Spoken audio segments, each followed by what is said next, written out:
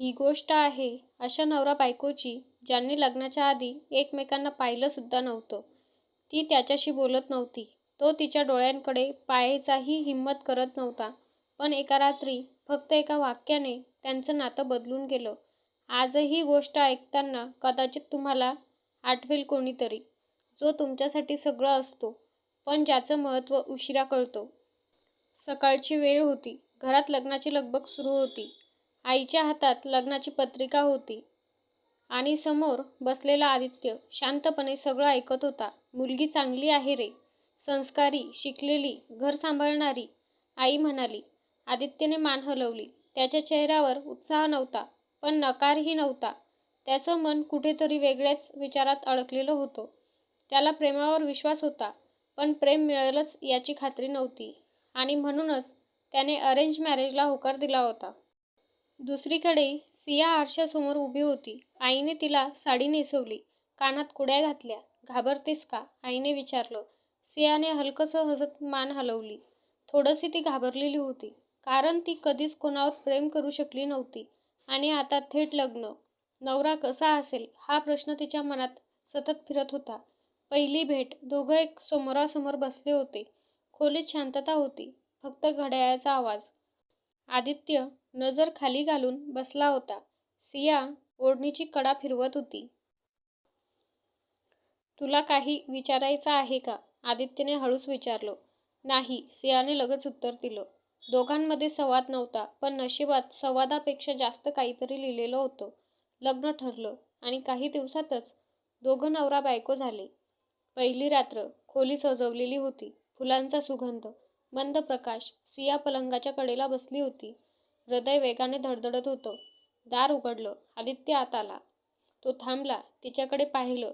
ती सुंदर दिसत होती, पण त्याला ते बोलून दाखवता आलं नाही. तुला काही हवं असेल तर सांग, तो म्हणाला. सियाने मान हलवली. त्या रात्री दोघं एकाच खोलीत होते, पण मनाने खूप दूर. दिवस सरत होते. आदित्य ऑफिसला जायचा. सिया घर सांभाळायची. तो जबाबदार नवरा होता, ती समजूतदार बायको होती. पण प्रेम ते अजून जन्मालाच आलं नव्हतं. एक दिवस आदित्य ऑफिसमधून उशिरा आला. खूप थकलेला होता. डायनिंग टेबलवर जेवण ठेवलेलं होतं. गरम. त्याने पाहिलं, कोणी बोललं नाही.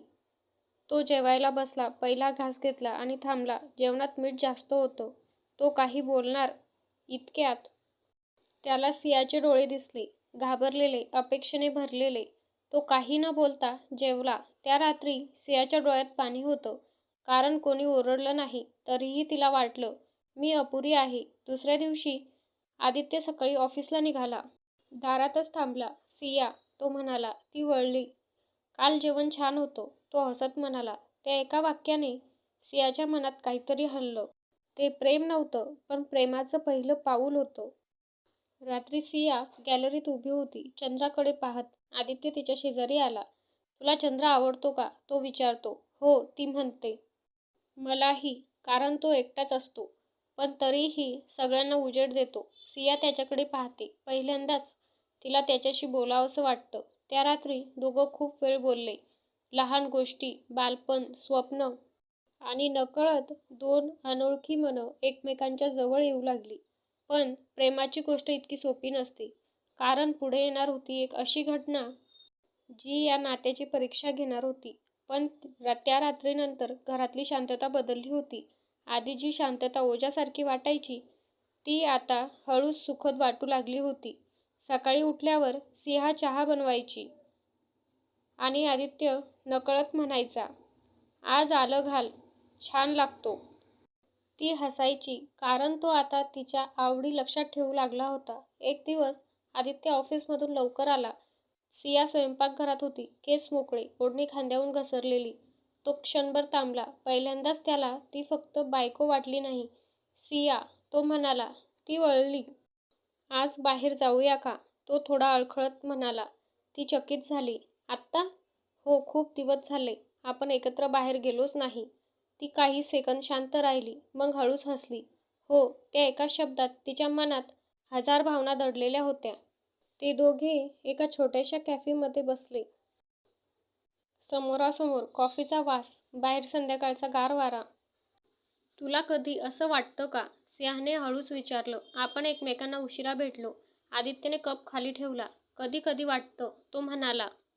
पण कदाचित उशीर झाला म्हणूनच आपण एकमेकांना समजून घेऊ शकतोय.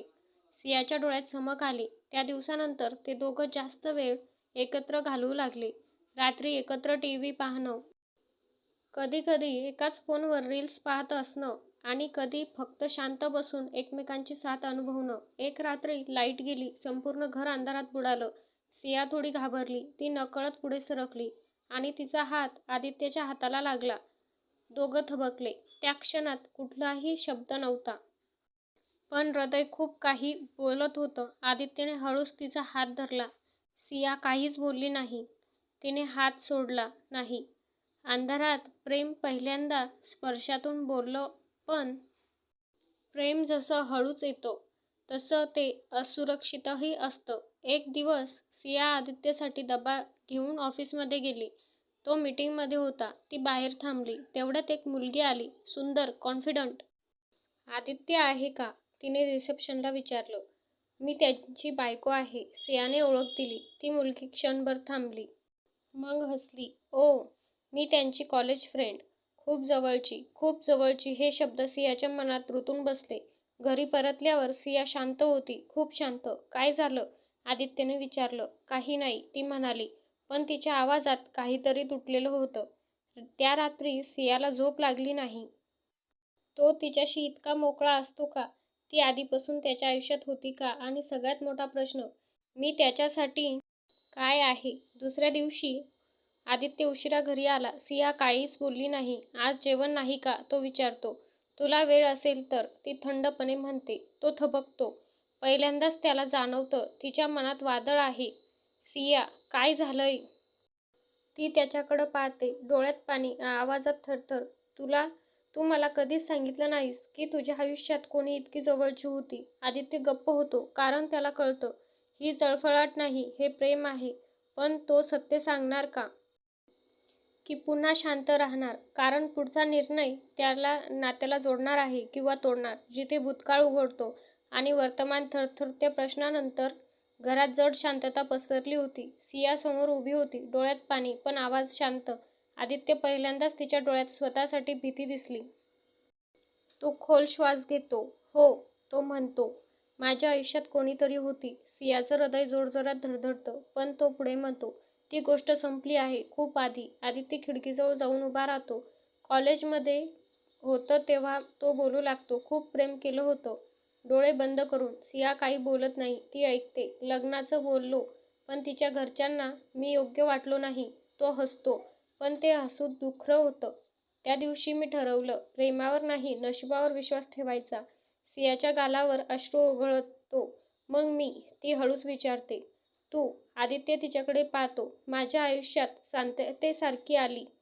तू कधी जबरदस्ती केली नाहीस, कधी अपेक्षा ठेवल्या नाहीस. आणि म्हणूनच त्याचा आवाज थरथरतो. मी हळूहळू तुझ्यावर प्रेम करू लागलो. त्या शब्दांनी सियाचं मन थांबतं. हळूहळू ती विचारते. हो, तो म्हणतो. कारण खरं प्रेम घाई करत नाही. त्या रात्री सिया झोपायला गेली, पण झोप लागली नाही. तो अजूनही तिला आठवतो का? मी तिची जागा घेऊ शकते का?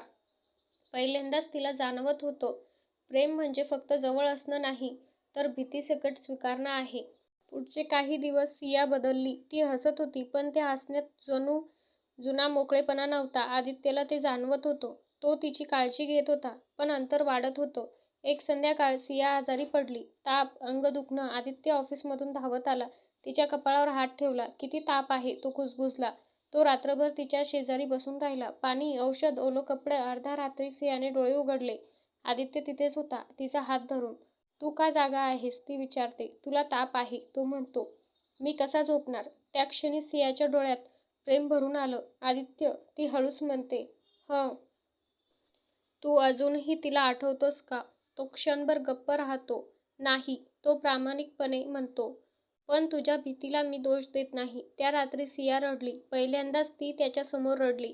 आदित्यने तिला जवळ घेतलं. मी परफेक्ट नाही, तो म्हणाला. पण जर तू माझ्यावर विश्वास ठेवशील, तर मी तुझा आहे. त्या मिठीत सियाने पहिल्यांदाच स्वतःला सुरक्षित वाटलं. पण आयुष्य फक्त दोन माणसांवर थांबत नाही. दुसऱ्या दिवशी तीच मुलगी पुन्हा आदित्यच्या आयुष्यात आली. एक फोन. आदित्य, मला तुझ्याशी बोलायचं आहे. आदित्यचा चेहरा फिक्का पडला, कारण काही गोष्टी अर्धवट राहिल्या असतात.